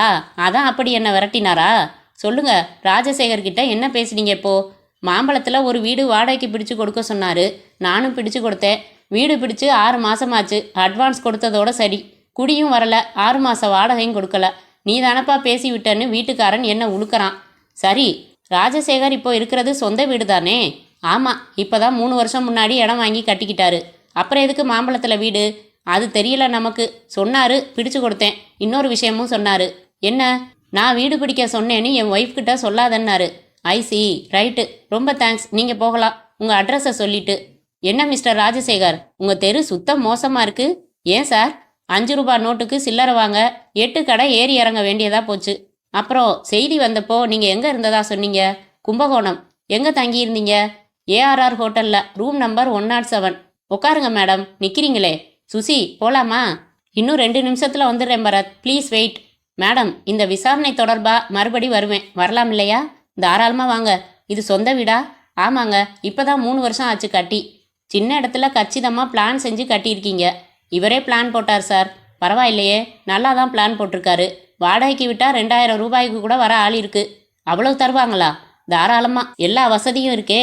மாம்பழம் மாதிரி ஏரியாவில் கொஞ்சம் வாடகைக்கு ஒரு வீடு பிடிச்சிக்கிட்டு இதை வாடகைக்கு விட்டா இதுவே கூட ஒரு வருமானம் ஆயிடும் இல்லை சார்? இதே யோசனையே இவர்கிட்ட நான் சொன்னேன். இவர் வேணாம்னு சொல்லிட்டாரு. மாசத்துல 25 நாள் இவர் டூர் போயிடுறாரு. நானும் வேலைக்காரியும் தான் இங்கே இருக்கோம். போலாமா பரத்? ரைட், நாங்கள் புறப்படுறோம் சார். தேங்க்யூ. அத்தியாயம் 11. மரியகீதாவோட ரூமில் அவ்வளவு நேரம் இருந்தியே, என்ன செஞ்ச சுசி? 1 மினிட். யாரோ கொள்ளையடிச்சுக்கிட்டு போயிடுற மாதிரி எதுக்காக டெலிவிஷனை பூட்டி வைக்கிறீங்க? Good evening Mrs Sobhana. வாசிங்க. தஞ்சாவூருக்கு அருகே கருந்தட்டான்குடியில் ஏற்பட்ட கலவரத்தை அடுத்து அங்கு பதட்ட நிலை நிலவி வருகிறது.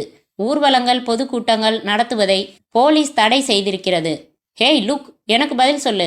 கமான், என் பனியனை தூக்குங்க. ஏய், என்னாச்சு? அந்த மூட்ல இருக்கியா? I am not ready. ஆசைதான். இங்கே பாருங்க, பனியனுக்குள்ள என்ன இருக்கு? என்ன? தொப்புள். சி, முத்தான 3 புத்தகங்கள். டன்டடைங். மறுபடியும் திருட்டு புத்தியா? என்ன புஸ்தகம் அது? கட்டிலுக்கு வா கண்ணா. என்ன நீ இன்னைக்கு அசிங்கமாக பேசுகிற? புஸ்தக தலைப்பு பரத், துடிக்கும் பருவம், காமத்தின் எல்லை. அட கர்மமே, ஏதாச்சும் துப்பறிய சொன்னா இப்படி கண்ட புஸ்தகத்தையும் திருடிக்கிட்டு வரியே, நல்லா இருக்கா? இன்னும் படிக்கலையே, எப்படி சொல்கிறது? விவஸ்தை கெட்ட ஜென்மம்பா.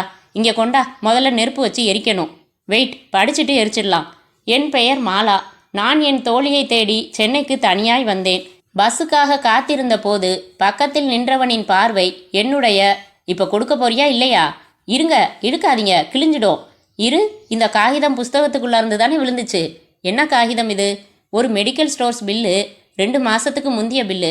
இது என்ன பாரு, ஒரு ஐட்டம் தான் எழுதியிருக்கு. மாத்திரை பேர் புரியுதா? கொண்டாங்க. அட, இது நம்ம இபி ஃபோர்ட். என்னது? மாத்திரைங்க பரத், இபி ஃபோர்ட்டுன்னு பேர். அப்படின்னா இது எதுக்கு சாப்பிட்றது? தலைவலியா, ஜலதோஷமா, ஜுரமா, கூடவே வயிற்றில் கர்ப்பமா? இதை சாப்பிடுங்கள், எல்லாம் சுத்தமாகிவிடும். டொடைங், washing powder, Nirma. Hey stop, இதை பற்றி எல்லாம் எப்படி நீ தெரிஞ்சு வச்சிருக்க? கூடாதா? Knowledge man. உடனே சந்தேக புத்தி வந்துருமே. எய்ட்ஸுக்கு எக்ஸ்பான்ஷன் என்ன Bharath? Acquired immunodeficiency syndrome. இதை ஏன் தெரிஞ்சு வச்சிருக்கீங்க? உங்களுக்கு எய்ட்ஸா? சி, அது மாதிரி நமக்கு கர்ப்பம் கிடையாது சார், பொது அறிவு. என்னடா ஒரு க்ளூ கொண்டாந்தாலேன்னு பாராட்டுறதை விட்டுட்டு. சுசி, மரிய கீதாவோட பிஎம் ரிப்போர்ட்ல அவ வயிற்றுல 40 நாள் கரு இருக்கிறதா செய்தி இருக்கு. அவ ரூம்ல கர்ப்பம் கலைக்கிற மாத்திரை பில் யார் வாங்கி கொடுத்தா, இல்லை சொந்தமாக வாங்கினாளா? மெடிக்கல் ஸ்டோர்ஸில் விசாரிங்க. கஷ்டம், இது 2 மாசத்துக்கு முந்தின பில். சுசி, ராஜசேகரை நான் சந்தேகப்படுறேன். கல்யாணமாகி 6 வருஷமாச்சு, குழந்தை எதுவும் இல்லை. அழகான ஆம்பளைங்க கிட்ட அப்படி இப்படி பழகிற ஒரு கொழுந்தியா 4 வருஷமா சொந்த வீட்டுக்குள்ளே இருக்கான்னா உடனே கள்ள தொடர்புன்னு இடுவீங்களே. இந்த வார்த்தையெல்லாம் எங்கே படிக்கிற சுசி? மாம்பழத்தில் ஒரு வீடு பிடிச்சிருக்காரு 6 மாதம் முன்னாடி. சொந்த வீடு இருக்கிறப்போ எதுக்கு வாடகை வீடு? இன்னும் குடி போகலை. எதுக்காக அந்த வீடு? மரிய கீதாவை பற்றி சொன்னப்போ சச்ச சார்மிங் ஃபிகர்னு சொன்னார். வீடு புரோக்கரை ஃப்ரெண்டுன்னு சொன்னார். போய் விரட்ட பார்த்தாரு. அவர் கும்பகோணத்தில் இருந்ததுக்கு ஸ்ட்ராங்கான அலிபி இருக்கிறதா டிபார்ட்மெண்ட்டில் சொன்னாங்களே பரத். அதான் குழப்பமாக இருக்குது. இதை தவிர மரிய கீதா யாரையோ காதலிச்சிருக்கா. யார் அது? எனக்கு தெரியும், அவர் பேர் கூட தெரியும். வளராத. சொல்லட்டுமா? அவன் பேர் பாபு. எப்படி சொல்கிற? ஒரு யூகம்தான். ஒருவேளை சரியாக இருக்கலாம். நீங்கள் புறப்படலாம்னு கூப்பிட்டப்போ 2 நிமிஷத்தில் வரேன்னு சொன்னேனே. டாய்லெட் போயிருந்தேன். ஃப்ளஷ் அவுட் பக்கத்தில் சுவத்து சுண்ணாம்புல சின்ன எழுத்தில் ஹேர் பின்னால் பாபுன்னு 2 இடத்துல கீறி இருந்துச்சு. அது எப்படி போலீஸ் கண்ணில் படாமல் போகும்? படவே படாது. உங்கள் கண்ணில் கூட தான் படலை. கரியாலேயோ பென்சிலாலேயோ எழுதியிருந்தா பளிச்சுன்னு படிக்கலாம். இது நகத்தால் இல்லைன்னா ஹேர் பின்னால் கீறப்பட்டிருந்துச்சு. ஃப்ளஷ் அவுட்டில் உட்காந்த நிலையில் பார்த்தா தான் எழுத்து புரியும். மை காட், அது மரிய கீதாவோட தனி ரூம், தனி டாய்லெட். அங்கே பேர் வெட்டப்பட்டிருக்குன்னா நிச்சயமாக அதை அந்த காதலனோட பேராகவே எடுத்துக்கலாம். சுசி, எடுத்துக்கங்க. நானா வேணாங்கிறேன். இன்னைக்கு புது சீரியல் ஆரம்பமாகுது. தொணக்காமல் என்னை பார்க்க விடுங்க. நான் டென்ஷன் ஆகி நிற்கிறேன். உனக்கு டிவி ப்ரோக்ராம் தான் முக்கியமாகப்படுதா? உன்னை கவனிச்சுக்கிறேன் இரு. Hello, is it commissioner office? Extension 17 please. Hello, inspector Asokan இருக்காரா? பரத்னு சொல்லுங்க, வெயிட் பண்ணுறேன். வாடா பாலு, எப்போ வந்த? பஸ்ஸை விட்டு கீழே இறங்குறத பார்த்துட்டு தானே இருந்த. அப்புறம் என்ன எப்போ வந்தன்னு ஒரு கேள்வி? சுசி, இதெல்லாம் ஒரு ஜோக்குன்னு சிரிக்கிறியா? வால்யூமையாவது குறையேன். ஊரில் எல்லாரும் சௌக்கியமாடா? எல்லாரும் சௌக்கியம். அப்பா சௌக்கியமாக இருக்காரா? அதான் எல்லாரும் சௌக்கியமாக இருக்காங்கன்னு சொல்கிறேனே. அப்புறம் என்ன அப்பா அம்மான்னு தனித்தனியாக கேட்குற? வேற கேளேன்.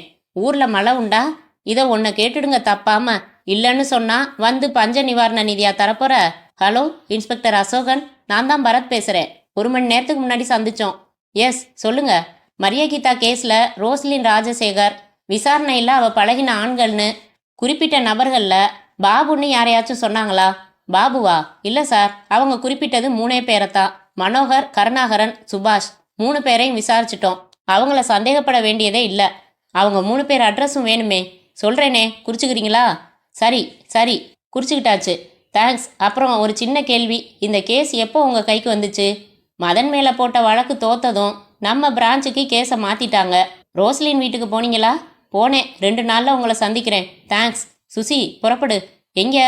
இப்போ வாங்கின 3 அட்ரஸுக்கும் போகணும். 3 அட்ரஸுமே அடையாறு தான். 10 மணிக்குள்ளே வந்துடலாம். வா. நீங்கள் போயிட்டு வாங்களேன். எனக்கு இங்கே கொஞ்சம் வேலை இருக்குது. என்ன வேலை? இந்த 3 புஸ்தகத்தையும் படிக்க வேணாமா? அடுத்த ஜென்மத்திலேயாவது உருப்பிடுற யோசனை இருக்கா? சரி, நான் மட்டும் போய்க்கிறேன். அப்போது எனக்காக ஒரு காரியம் செய். இந்தா, இது வீட்டு புரோக்கர் அட்ரஸ். ஒரு ஆட்டோ பிடிச்சிக்கிட்டு இவரை போய் பாரு. பார்த்து ராஜசேகர் மாம்பழத்தில் பிடிச்சிருக்கிற வீட்டோட விலாசம் கேட்டு தெரிஞ்சுக்கிட்டு வா. நான் கேட்க மறந்துட்டேன். நீங்கள் மறந்ததுக்கு நான் அலையணுமா? ராத்திரி நேரத்தில் ஒரு கன்னி பொண்ணை இப்படி தனியாக போக சொல்கிறது நியாயமா? போக போறியா, இல்லை இப்போவே இந்த புஸ்தகத்தை எல்லாம் கொளுத்தட்டுமா? போகிறேன்ப்பா. அதை மட்டும் செஞ்சிடாதீங்க. இந்த தமிழே தனி. எந்த யூனிவர்சிட்டிலையும் கிடைக்காது, எந்த லைப்ரரியிலையும் கிடைக்காது. எப்படியோ ஒளி. நான் போகிறேன். அத்தியாயம் 12. மிஸ்டர் மனோகர், என் கேள்விகளுக்கெல்லாம் ரொம்ப பொறுமையாக பதில் சொன்னீங்க. ரொம்ப தேங்க்ஸ். அப்போது நீங்கள் 100% உறுதியாக சொல்கிறீங்க மரிய கீதாவுக்கு பாபுன்னு யாரையும் தெரியாது? தெரியாது சார். என் ட்ரூப்பில் கூட மொத்தம் 26 பேர் இருக்காங்க. அவங்களையும் யாரும் பாபுன்னு இல்லை. I am sure.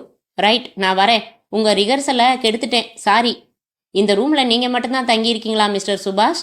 இன்னொரு ஃப்ரெண்டும் இருக்கான், வெளியில் போயிருக்கான். அப்போது பாபுன்னு யாரையும் நீங்கள் மரிய கீதாவுக்கு அறிமுகப்படுத்தி வைக்கல? Definitely no. நீங்கள் டைரக்ஷன் கோர்ஸ் படிக்கிறீங்களா? ஆமாம். எத்தனாவது வருஷம்? 2nd year. நீங்கள் எப்படி மரிய கீதாவுக்கு ஃப்ரெண்டு ஆனீங்க? மரிய கீதா நடித்த ஒரு நாடகத்தை பார்த்தேன். சின்ன ரோல் தான், ஆனால் ஒண்டர்ஃபுல் பெர்ஃபார்மன்ஸ். க்ரீன் ரூம் போய் பாராட்டினேன். இங்கே நான் ஒரு ஷார்ட் ஃபிலிம் எடுக்கிறேன். அதில் ஒரு கேரக்டர் ரோல் நடிக்க சொன்னேன். ஒத்துக்கிட்டாங்க. கதை டிஸ்கஷன்லையும் கலந்துக்கிட்டாங்க. ஷூட்டிங் ஆரம்பிக்க இருந்தப்போ கொலையாயிட்டாங்க. யாரு கொண்டு இருக்கலாம்னு நினைக்கிறீங்க? கர்ப்பம் கொடுத்தவனாக தான் இருக்கணும். அது யாராக இருக்கலாம்? அந்த காதலன் தான். அதான் யாரு எனக்கு எப்படி சார் தெரியும்? பட் ஒன் திங், என்னை பொறுத்த வரைக்கும் மரிய கீதா அவ்வளவு நல்ல கேரக்டர் உள்ள பொண்ணு கிடையாது. எப்படி சொல்கிறீங்க? கஞ்சா வேணுமான்னு கேட்டா சார். அதை வச்சு சொல்லிட முடியுமா? என்னை ரேப் பண்ணுற மாதிரி பார்க்குறேன்பா சார். அந்த அளவுக்கு சோஷியல்னு எடுத்துக்க கூடாதா? ஒரு லிமிட் தான் சார். 3 மாடி ஏறி வந்தது, மூச்சு படபடங்குது, தொட்டுப்பாருன்னு கையை எடுத்து வச்சுக்குவா சார். இது யோசிக்க வேண்டிய விஷயம். வேற அவ்வளவுதான். இதையெல்லாம் வச்சு கேரக்டரை புரிஞ்சுக்க முடியாதா? புரிஞ்சுக்கிட்டும் ஏன் ஃப்ரெண்ட்ஷிப் வச்சுருந்தீங்க? புரிஞ்சுக்க ஆரம்பித்ததும் குறைச்சிக்கிட்டேன். ஹாய் பாபு, யார் கெஸ்ட்டு? வெயிட், என்ன சொல்லி கூப்பிட்டீங்க இவரை? ஏன் பாபுன்னு கூப்பிட்டேன். என் பேர் சுபாஷ் தான், கூப்பிட்றது பாபுன்னு. இவன் தான் என் ரூம்மேட் பிரபாகர். மிஸ்டர் பாபு, என்கிட்ட நீங்கள் சொன்னதெல்லாம் பொய். இல்லையே, உங்களுக்கும் மரிய கீதாவுக்கும் இருந்தது நட்பு இல்லை, காதல். அட இல்லை சார். பின்ன ஏன் சார் உங்கள் பேரை மரிய கீதா தான் பாத்ரூமில் கூட கிறுக்கி வச்சிருக்கா? சொல்லுங்க. என்ன சார் மௌனம் ஆயிட்டீங்க? ஆமாம், நாங்கள் 2 பேரும் காதலிச்சது உண்மை. இப்போ நான் உங்ககிட்ட சொன்னதும் உண்மை. புரியலை? ரொம்ப நல்ல பொண்ணுன்னு நினச்சி அழகை பார்த்துட்டு நான் கொஞ்சம் தடுமாறிட்டேன். சேர்ந்து சுற்றினோம், பழகினோம். ஆனால் பழக பழக அவளோட ஒவ்வொரு குணமாக வெளிப்பட்டுச்சு. எனக்கு பிடிக்கலை. நான் கொஞ்சம் கொஞ்சமாக விலகிட்டேன். போலீஸில் இந்த விவரங்களை ஏன் சொல்லலை? நல்லா இருக்கே. சம்மந்தமே இல்லாத எவனையோ பிடிச்சே போலீஸ் கேஸ் போட்டுடுச்சு. கொலை செஞ்சவன் காதலனா இருக்கலாம்னு போலீஸ் சந்தேகப்படுறப்போ நான் தான் சார் அந்த காதலன், ஆனால் நான் கொலை செய்யலைன்னு சொன்னால் நம்புவாங்களா? நிஜமா நீங்கள்? அட என்ன சார் நீங்கள் கொலை செய்கிறது என்ன சின்ன விஷயமா? நான் இல்லை சார். நீங்கள் வேற என்ன மாட்டி விட்டுடாதீங்க. தமிழ் சினிமாவில் எவ்வளவோ சாதிக்க வேண்டியிருக்கு. கொலை நடந்த அன்னைக்கு மரிய கீதா தன் அக்கா கிட்ட அஷ்டலட்சுமி கோயிலில் உங்களை சந்திக்கிறதா சொல்லியிருக்கா. நீங்கள் சந்திச்சிங்களா? இல்லவே இல்லை. அன்னைக்கு நாங்கள் அப்படி சந்திக்கிறதா ப்ரோக்ராமே இல்லை. சந்திக்கிறதுக்குன்னு நாங்கள் பொது இடமெல்லாம் தேடுறதே இல்லை. நேராக இங்கே ரூமுக்கே வந்துடுவா. அப்போ மரிய கீதா வயத்தில்? ஐயோ, அதுவும் நான் இல்லை. ஒரே ஒரு தடவை அவளை கிஸ் செஞ்சதோட சரி. தப்பு பண்ண அவள் தயாராக தான் இருந்தா. எனக்கு தான் பிடிக்கல. எனக்கு என்னவோ நீங்கள் திறமையாக பொய் சொல்கிறீங்களோன்னு தோணுது. மிஸ்டர் பரத், இதான் இல்லை. பொறுமையாக உண்மையாக பதில் சொன்னது தப்பாக போச்சு. மரிய கீதாவோட கர்ப்பத்துக்கோ கொலைக்கோ சத்தியமாக நான் காரணம் இல்லை. உங்களுக்கு சாமி மேலே நம்பிக்கை இருந்தா எந்த கோயிலை வேணும்னாலும் சொல்லுங்க, அங்கே வந்து கற்பூரம் அணைக்கிறேன். அதெல்லாம் கோர்ட்டில் செல்லாது பிரதர். கொஞ்சம் ஆதாரத்தோடு வந்து விலாவாரியாக பேசுகிறேன். வரட்டுமா? எவ்வளவு சொல்லியும் நம்ப மாட்டீங்கன்னா போங்க. I don't mind. தப்பு செஞ்சவனுக்கு தானே பயம் இருக்கும். அத்தியாயம் 13. அப்புறம் பாபு என்கிற சுபாஷை பார்த்து பேசினதுக்கப்புறம் நேராக அந்த மருந்து கடைக்கு போனேன். பில்லை காட்டி விசாரித்தேன். இது கர்ப்பம் கலைக்கிறதுக்கு உள்ளதுதான்னு சொன்னாங்க. அதான் நானே சொன்னேனே பரத், 2 மாதத்து முந்தைய பில்லுங்கிறதால சுத்தமாக நினைவில்லைன்ட்டாங்க. நியாயம்தான். எப்படி நினைவு இருக்கும்? என்னாச்சு மாம்பழம் அட்ரஸ்? இதோ ஒரு பேப்பர் கூட கிடைக்கலையா? உள்ளங்கையில் எழுதிக்கிட்டு வந்திருக்கியே. நாளை காலையில் முதல் வேலையா பல்லு தேய்க்கணும். அதுக்கப்புறம் இந்த அட்ரஸுக்கு போகணும். என்ன நினைக்கிற நீ? உன் அபிப்பிராயத்தை சொல்லவே இல்லையே. முதல் 40 பக்கம் போர். அதுக்கப்புறம் தான் சூடு பிடிக்குது. பரத், அந்த தொழிலதிபர் தியாகராஜன் என்ன செய்கிறான்? ஆரஞ்சு ஜூஸ்னு சொல்லிட்டு ஃபாரின் விஸ்கி கொடுத்துட்றான். நம்ம மாலாவும் குடிச்சிட்டு சிரிக்கிறா. பொம்பளையா நீ? பேசாமல் ஏதாச்சும் ஆப்ரேஷன் பண்ணிக்கிட்டு எனக்கு ஃப்ரெண்ட் ஆயிடு. சுசீந்திரன்னு பேர் வச்சுக்கலாமா? அப்போ நீங்கள் பிரீத்தி ஆயிடுறீங்களா? ராஜசேகரையும் சந்தேகப்படுறேன், சுபாஷையும் சந்தேகப்படுறேன். இதில் யாரு எப்படி நிரூபிக்கிறது? நீங்கள் மண்டையை உடைச்சிக்கங்க. எனக்கு தூக்கம் வருது. நான் புறப்படுறேன். நீ இருக்கிறத விட இல்லாததே பெட்டர். போயிடு. காலையில் பல்லு தேய்ச்சதும் வந்துடுறேன். Good night. அத்தியாயம் 14. நிறுத்துங்க பரத், விசாரிச்சுக்கலாம். ஏன்பா தம்பி, உங்கள் வீட்டு நம்பர் என்ன? 17. ரைட். அப்போ அடுத்தது தான் 18. எரும மாடு போயிடட்டும். என்னை தவிர எல்லா உயிரினங்களுக்கும் பயப்படுற சுசி, இறங்கு. பரத், இதே மாதிரி நம்ம வீட்டு வாசல்லையும் விசிறி வாளை வைப்போமா? முதல்ல கேஸை முடிப்போம். எங்கே இருக்கு பெல்லு? பெல்லு இங்கே இருக்காது பரத், சுவிட்சு தான் இருக்கும். அதையும் காணமே. மாடி போர்ஷன் தான் ராஜசேகர் வாடகைக்கு எடுத்துருக்கணும்னு நினைக்கிறேன். சார், வீட்டில் யார் சார்? யாருங்க வேணும்? ஏன் பாப்பா, வீட்டில் பெரியவங்க யாரும் இல்லையா? பாப்பாவா? எனக்கு வயசு 18. சரி மிஸ், வீட்டில் பெரியவங்க யார் இருக்கா? அம்மா அம்மா இருங்க, வருவாங்க. வளர்ச்சி பத்தாது இல்லை சுசி? என்னங்க வேணும்? அம்மா, மாடி போர்ஷன் காலியாக இருக்குன்னு கேள்விப்பட்டோம். காலியாக இருக்குன்னு யார் சொன்னது? புரோக்கர் கிருஷ்ணன் சொன்னார். வரட்டும் அந்த ஆளு. மூஞ்சில சாணி தண்ணி ஊத்துறேன். ஏங்க, எதுவும் அப்படி வேண்டுதலா? இல்லைங்க தம்பி, 6 மாதத்துக்கு முன்னாடி ஒரு பார்ட்டி கூட்டிக்கிட்டு வந்தான். 200 ரூபா வாடகை, 400 ரூபா அட்வான்ஸுன்னு பேச்சு. அட்வான்ஸ் கொடுத்தான், அவ்வளவுதான். ஆள் குடி வரவும் இல்லை, இன்னி வரைக்கும் வாடகையும் வரல. அவனோட பூட்டை வேற போட்டுட்டு போயிட்டான். எனக்கு என்ன பண்ணுறதுனே தெரியல. கிருஷ்ணன் விபரமாக சொன்னாருமா. என்ன சொன்னாரு? அந்த பார்ட்டியை பார்த்து பேசினாராம். அவன் அந்த போர்ஷன் எனக்கு தேவையில்லை, யாருக்காவது விட்டுக்க சொல்லுன்னு சொல்லிட்டானா. அதை கிருஷ்ணனே வந்து சொன்னான்.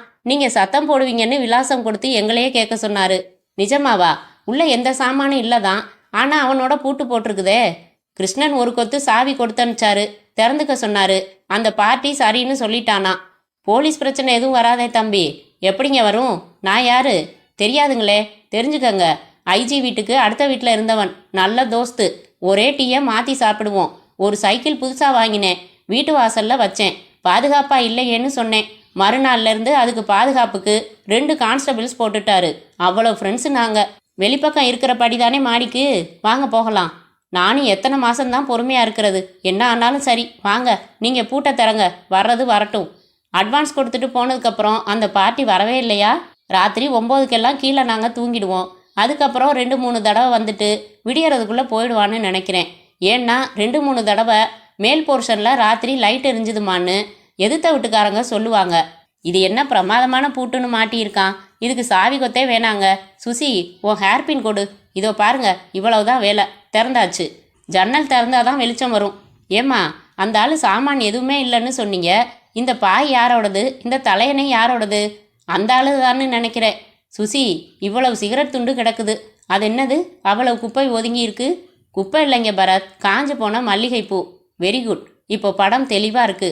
என்ன தம்பி சொல்கிறீங்க? நாங்கள் போய் அந்த கிருஷ்ணனை கூட்டிகிட்டு வந்தே வாடகை பேசிக்கிறோம்.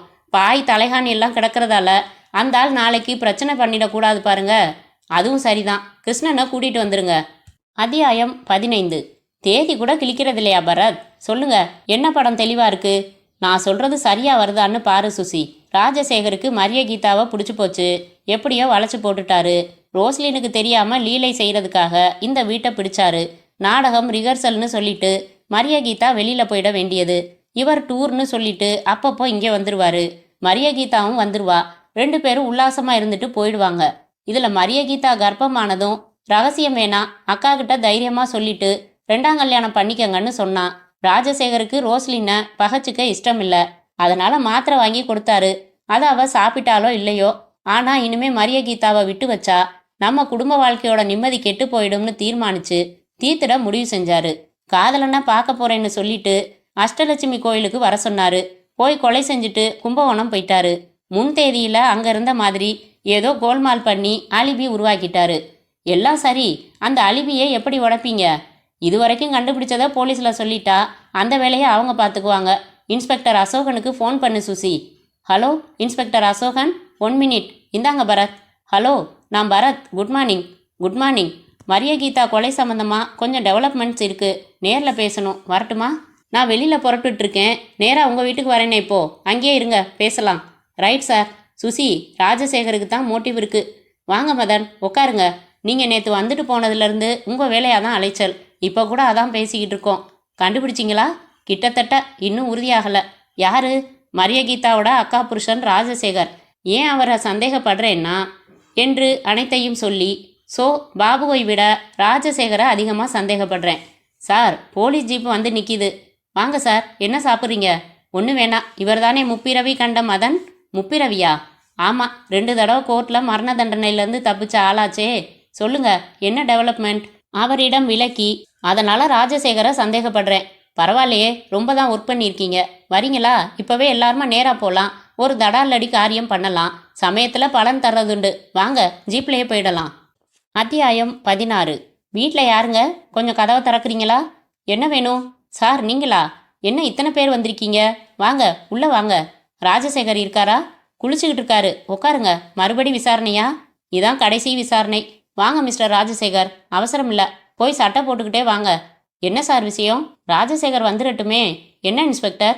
உட்காருங்க ராஜசேகர். ஒன்றுமில்ல, உங்களை அரெஸ்ட் பண்ணி அழைச்சிக்கிட்டு போகலாம்னு வந்தோம். என்னது, அரெஸ்டா? எதுக்கு? பெருசா ஒன்றுமில்ல, மரிய கீதாவை கொலை செஞ்சதுக்கு. இன்ஸ்பெக்டர், எதுக்காக ஏன் புருஷன் மேலே இப்படி அபாண்டமா பழி சுமத்துறீங்க? இவர் ஏன் கொலை செய்யணும்? அவரை கேளுங்க மேடம். முதல்ல மாம்பழத்தில் பரோடா தெருவில் ஒரு மாடி போர்ஷனை வாடகைக்கு எடுத்தது எதுக்குன்னு கேளுங்க. அப்புறம் ஒவ்வொன்றா கேளுங்க.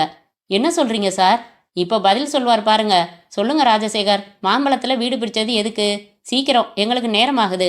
அது அது வந்து இனிமே நீங்கள் எதையும் மறைக்க பார்க்கறதுல அர்த்தம் இல்லை. எல்லாத்துக்கும் சாட்சி இருக்கு, ஆதாரமும் இருக்கு. இன்ஸ்பெக்டர், ஆனால் சத்தியமாக நான் கொலை செய்யலை. அப்படியா? சரி, வேற என்னென்ன செஞ்சீங்க? அது அது உங்கள் ஒய்ஃபை வேணும்னா காதை முடிக்க சொல்லலாமா? சொல்லுங்க ராஜசேகர், எங்கள் மரியாதை இறங்குறதுக்கு முன்னாடி சொல்லிடுங்க. ரோசி, என்னை மன்னிச்சிடு. என்னங்க இது? அவங்க என்னமோ சொல்றாங்க, நீங்க என்னமோ சொல்றீங்க. எதுக்காக மன்னிக்கணும்? எனக்கு எதுவும் புரியலையே. அவங்களுக்கு புரியற மாதிரி சொல்லுங்க ராஜசேகர். வந்து மரியகீதாவும் நானும் ரோசிக்கு துரோகம் செஞ்சிட்டோம். ராஜ், என்ன சொல்றீங்க? ரோசி ப்ளீஸ் என்னை மன்னிச்சிடு. ஏதோ சபலம். நான் தடுமாற முக்கால்வாசி காரணம் மரியகீதா தான். லேசான சில்மிஷத்தில் ஆரம்பிச்சது ரொம்ப தீவிரமாயிடுச்சு.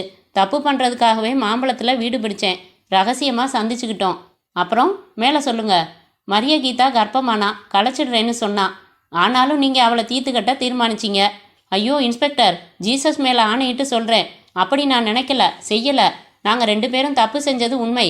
ஆனால் இந்த கொலைக்கும் எனக்கும் சம்பந்தமே இல்லை. பாத்தீங்களா, மக்கர் பண்ணுறீங்களே. இது வரைக்கும் ஒழுங்காக சொன்ன மாதிரி அதையும் சொல்லிடுங்களேன்.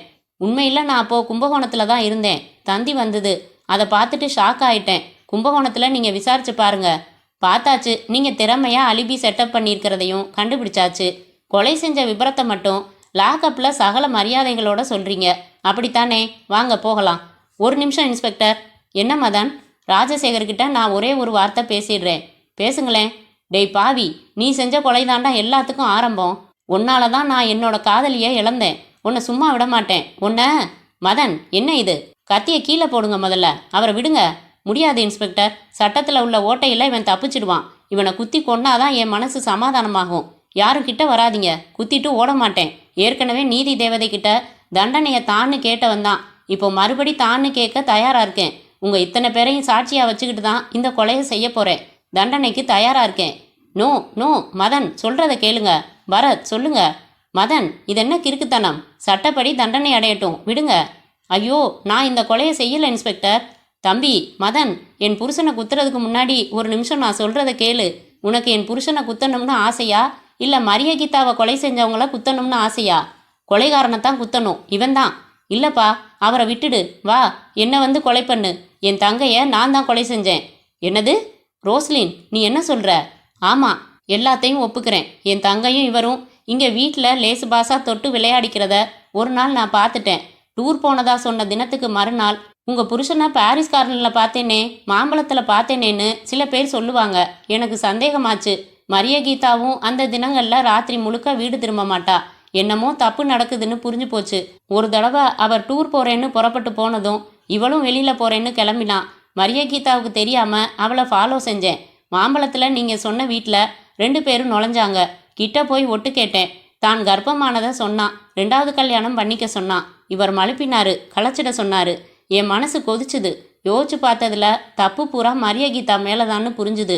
இவரை மடக்கி போட்டது அவதான். அடைக்கலம் கொடுத்த அக்காவுக்கே சக்களத்தியா வர துடிக்கிறாளேன்னு மனசு ஆத்திரப்பட்டுச்சு. வீட்டை விட்டு வெளியே போக சொல்றது, மறுத்தா தீர்த்திடுறதுன்னு வேகம் வந்துச்சு. அவர் கும்பகோணம் போயிருந்தப்போ உங்ககிட்ட மனம் விட்டு பேசணும் வான்னு அஷ்டலட்சுமி கோவில் அழைச்சிக்கிட்டு போனேன். கடற்கரையில் உட்காந்து பேசினோம். எனக்கு எல்லாம் தெரியும்னே திடுக்கிட்டா. அப்புறம் சமாளிச்சுக்கிட்டு 2 பேரும் அத்தான் கூட வாழலாம்னு சொன்னான். நான் முடியாதுன்னேன். அவளை வீட்டை விட்டு போயிடுன்னேன். அத்தானை சொல்ல சொல்லு போயிடுறேன்னா. ஆத்திரம் தாங்கலை எனக்கு. எடுத்துகிட்டு போன கத்தியால் வெறித்தனமாக குத்திட்டு ஆட்டோ பிடிச்சு வீட்டுக்கு வந்துட்டேன். இதான் உண்மை. என் புருஷன் எனக்கு துரோகம் பண்ணினாரு. ஆனாலும் அவரை நான் நேசிக்கிறேன். செய்யாத கொலைக்கு அவர் பலியாகிறத நான் விரும்பலை. வாப்பா மதன், வந்து என்ன கொலை செய். இல்லைங்க, என்னை மன்னிச்சிடுங்க இன்ஸ்பெக்டர். நான் உணர்ச்சி வசப்பட்டுட்டேன். எந்த பொண்ணும் புருஷனை பங்கு போட விரும்ப மாட்டாங்க. அவங்க செஞ்சது எனக்கு நியாயமாப்படுது. இப்போ கூட இவங்க உண்மையை சொல்லாமல் மௌனமாக இருந்து தனக்கு துரோகம் செஞ்ச புருஷனை பழி வாங்கியிருக்கலாம். செய்யலை. She is a Nobel lady. நீங்கள் 2 பேருமே என் கூட வரணும். ஸ்டேட்மெண்ட்ஸ் தரணும். பரத், நீங்கள் ஜீப்பில் போங்க சார். நான் சுசி மதன் ஆட்டோவில் போய்க்கிறோம். வாங்க மதன், போகலாம். கொஞ்சம் விட்டுருந்தா ராஜசேகரை முட்டைக்கோஸ் மாதிரி வெட்டி பீஸ் ஆக்கியிருப்பீங்களே. தயாரா கத்தி. என் மனசில் அந்த அளவுக்கு பாரம்ங்க பரத். இப்போ இறங்கிடுச்சா? ஓரளவு. மிஸ்டர் மதன், என்னடா வயசில் சின்னவ நமக்கு அட்வைஸ் பண்ணுறாளேன்னு நினைக்காதீங்க. முதல் காரியமாக தாடி எடுத்துருங்க. அப்புறம் முள்ளால் தான் எடுக்கணும். காதலில் ரணப்பட்ட மனசை காதலால் தான் தேத்தணும். Love again. பஸ் ஸ்டாப் பீச்சுன்னு போனால் ஒரு தினத்துக்கு 4 பேரை ஷிஃப்ட் போட்டு காதல் செய்யலாம். That simple. அப்படி யாரும் அமையலைன்னா சொல்லுங்க. பரத்கிட்ட பர்மிஷன் கேட்டுட்டு. சுசி, உனக்கு நேரங்காலமே கிடையாதா? ஷட்டப். முற்றும்.